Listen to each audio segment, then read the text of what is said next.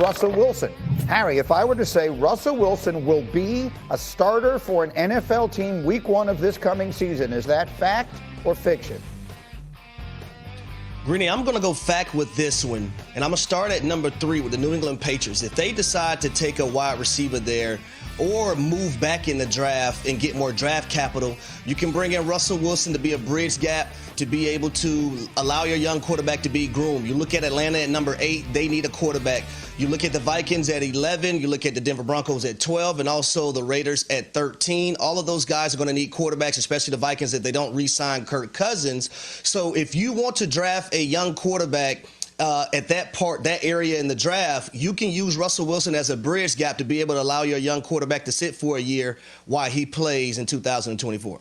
Yeah, Wilson is an interesting one, and he had some interesting things to say. I want to play this for you in case you didn't see it yesterday. Despite his future seemingly being all but over in Denver, he's still talking about winning Lombardi trophies and all sorts of other things. Give a listen. I got more fire than ever, honestly, especially over the past 2 years of what I've gone through. Whether if it's in Denver or somewhere else, I hope it's in Denver. I committed there. I wanted to be there. I want to be there. For me, it's about winning. Over the next 5 years, I want to win 2. I want to feel the chill of that trophy again. I want to win more Super Bowls there. I love the city and everything else, but you also want to be a place that wants you too. So the reaction to this was all over the place yesterday. Tim Hasselbeck, what's yours? Look, my reaction, he's going to say the right things. It's not, Russell Wilson's first rodeo in terms of, saying the right thing. I mean, saying that he wants to be there. Look, his game has declined, okay? Now, is he still one of the best 32 quarterbacks on the planet? Probably so. Look, I just think that we're in a really unique situation with him in that he's made over $265 million playing football already. He's due nearly another $40 million no matter what, even if the Broncos cut him, which means we're talking about making roughly $300 million playing football. And the idea that he's going to go somewhere without the financial security and commitment from a team to say, look, we're not going to bench you as soon as things go poorly. And, we can't guarantee you the starting quarterback position. You're going to compete for it with Kenny Pickett, somebody that a team has drafted and has something invested in. I'm just not sure that he's going to sign up for that. Look, I might end up being wrong, but I don't know. Like most guys that have achieved what he's achieved, have made the type of money that he has made, they're not going to sign up for that because you can find yourself in a really embarrassing situation, much like the situation that he's in right now. He's kind of been humiliated in Denver. Why would you sign up to be humiliated in Pittsburgh? I just think that he will have made at the end of this season, even if he never plays a snap, the 4th most money at anybody that's ever played the game of football. Why are you signing up for league minimum with no guarantees? What do you think, Harry? Well, he's going to get the money regardless. But I think for Russell Wilson, it's like Pookie in New Jack City when he needed that quick fix. The game of football is that quick fix. It's calling me, man. Scotty is calling me. It's calling Russell Wilson. When you love the game, man, it's hard to get away from it. And I think for Russ, I think the best situation, in my opinion, would be the Pittsburgh Steelers. What we seen from Russ last year, even though it wasn't outstanding, Russell Wilson passed for over 3,000 yards. He completed 66% of his passes, 26 touchdowns to 8 interceptions. For Pittsburgh, they need a guy that's not going to turn the football over, that can be able to make the plays when they present themselves. I thought Russell Wilson last year, even though it wasn't what we see from Mahomes or what we see from Lamar Jackson or these other dynamic quarterbacks, I thought he did a great job of holding the fort down for the Denver Broncos, especially dealing with all the madness he had to deal with Sean Payton and company.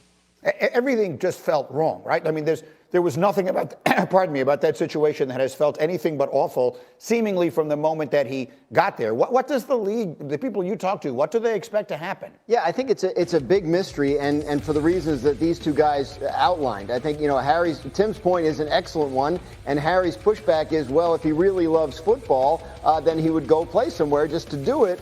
And I guess that's the piece we don't know, right? Like how much does he want to just play? How much would he be willing to put himself in a situation like the one Tim outlined, like the one he finished the season in Denver, and take that risk. And that's the thing, without getting into his head, I don't think anybody can really speculate on that. In terms of the interest, there are enough teams that are looking for quarterbacks that I think there would be a spot for him if he wants one, whether that is in Pittsburgh, whether that is in New England, whether it's in Las Vegas, Atlanta, whatever. I mean, there are enough teams out there that are looking for it. The question will be whether it's a situation that he's willing to put himself into, or whether he's willing to wait into training camp, into the season, see if somebody else gets hurt, that kind of thing. Tim, you look like you have a final thought. Quick, go ahead. Well, I just think this, and be careful. Like, Russell Wilson can still love football and it just not be a good decision, for him and, how the whole year could end up turning out. I think that ends up being the key. Like, this doesn't mean like, hey, do you love football or not? Like, I'm sure he loves football. He's committed a lot of his life to it. But there also comes a period of time where you say, like, this makes no sense. Unless you are guaranteeing me in writing that I'm the starting quarterback and you're not benching me, I don't know that you do that without the financial security of it. Yeah, that's the one side of the decision. The other is a lot of times guys will just have the mentality of, I'm not going out this way. Like, I'm not going out the way these last 2 years have gone. I believe in myself, and he talks like a guy who does believe in himself. We'll see as we continue in a moment. Adam Schefter reporting that the New York Giants will engage with free agent running back Saquon Barkley and explore a deal with him, but are unlikely to use the franchise tag on him. That would cost them $12.1 million. And he's not the only running back who finds himself in this situation. Josh Jacobs and Tony Pollard, both tagged last year, also both not expected to be tagged this year. When you add in Derrick Henry and Austin Eckler, who are both free agents, this should make this one of the deepest running back classes in the history of football free agency. And so let me start with my insider extraordinaire here, Dan Graziano. If the football fans look at this and say, does this suggest that Saquon Barkley has played his last game as a New York Giant? Is that an overreaction? No, it's entirely possible, given the way it went last year and this. Look, part of Adams' report is that the Giants will engage with him on contract conversations.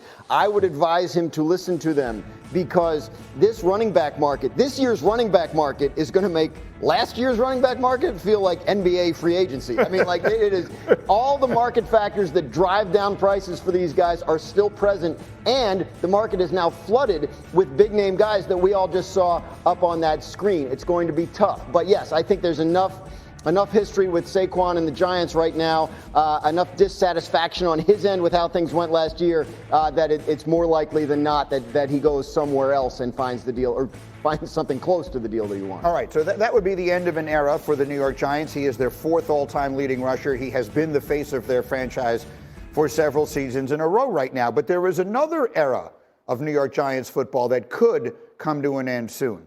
Our Giants reporter Jordan Raanan yesterday was talking about the possibility of this team being ready to move on from its quarterback, Daniel Jones. You have Daniel Jones now, 3 years, 3 injuries, right? 2 pretty serious neck injuries, and then he tore his ACL this year. He's still rehabbing from that.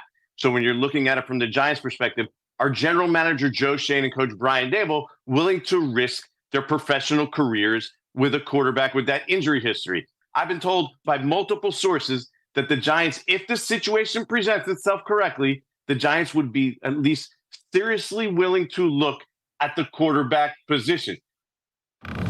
And that proves they're watching this show, because last week I did a green list, Tim Hasselbeck, in which I said the number one move that I believe should be made is the Giants should move up to number 3 and they should draft your guy, Drake May. And I called him your guy because you obviously have made no secret you think he's an outstanding prospect. And he reminds me, at least a little bit, of Josh Allen, whom once upon a time Brian Daboll turned into this, whatever he is now, one of the best quarterbacks in the entire world. He seems like a similar lump of clay for Brian Daboll to mold and reestablish himself as a great quarterback coach.